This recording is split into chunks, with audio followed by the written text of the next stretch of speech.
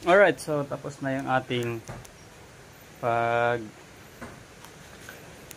tutusok ng ating mga Madre de Agua. So tayo na lang natin few days from now kung maging effective yung paggamit natin ng ANAA as rooting hormones. So hopefully tumubo lahat sila. So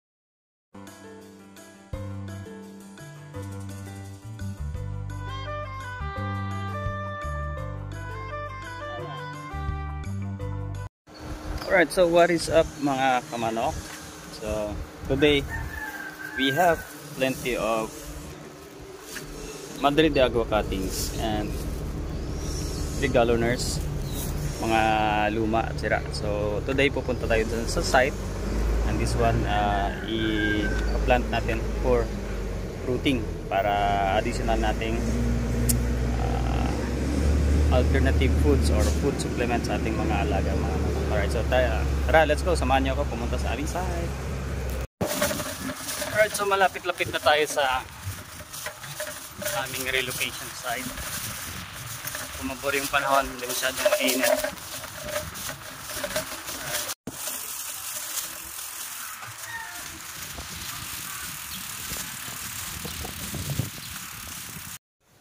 Alright, so dito na tayo sa my site. Darating lang natin. So meron tayo dun sa baba mga existing nating tinanim na Madre de Agua at rooted na mulberry. So ipakita ko sa inyo yung ating nilipat last week lang din ito, as you can see from my previous vlog. So ayan, yan na yung ating transplanted na mulberries. So may bunga yan. Pagka tanim natin may mga existing siyang flowers. So mukhang may mortality tayong isa. Ayan o, mukhang mamamatay itong isa. But anyway, alright, so dito na tayo. Gagamit tayo ng ANAA solution para sa ating as rooting hormones ng ating Madre de Agua cuttings. So bababad natin siya ng 15 to 30 minutes. So ito na ating mga cuttings. Marami-rami din to. So hopefully sila lahat tumubo.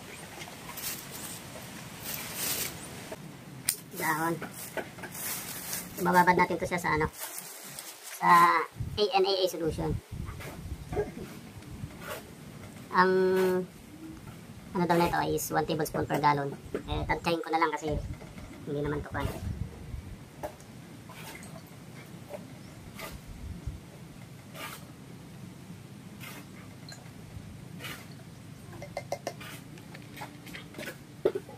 So let's see.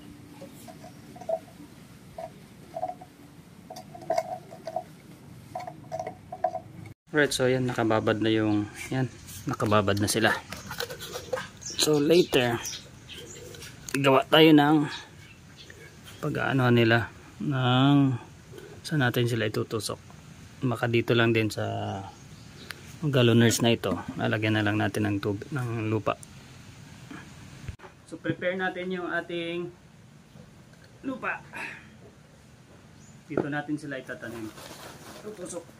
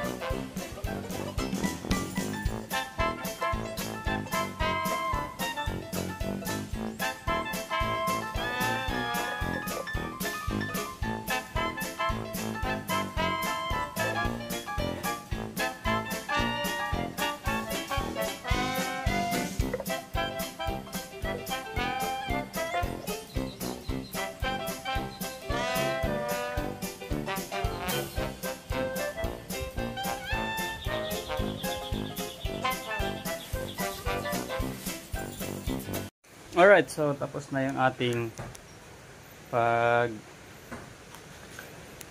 tutusok ng ating mga Madre de Agua. So tayo na lang natin few days from now kung maging effective yung paggamit natin ng ANAA as rooting hormones. So hopefully tumubo lahat sila.